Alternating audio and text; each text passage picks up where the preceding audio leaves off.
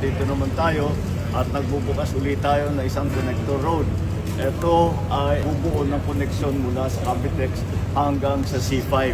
Kaya malaking bagay ito kasi madidecongest, mababawasan ng traffic doon sa mga maliliit na kalsada dahil dito na lang dadaan. At yung biyahe na dati ay isang oras kalahati, magiging 15 minutes na lang. At napakalaking bagay yan dahil sa malaking savings sa oras ng mga commuter, unang-una. Pangalawa ay napakalaking savings ito sa gasolina, sa crudo, sa fuel.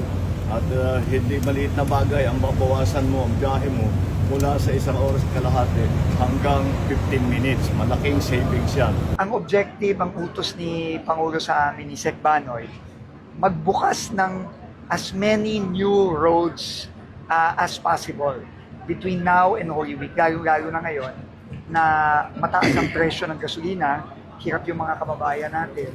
At yung travel time, menos biyahe, menos konsumo, menos gastos. Ito po yung pinaka-importante, yung 2 kilometro na sinasabi natin. Kasi nga, sabi ni Secretary Vince, pagdating Parañaque to Taguig, maabot ng 1.5 hours to 2 hours. Yun ay kapag maswerte ka pa, walang traffic. Imagine mo, 15 minutes lang po ngayon.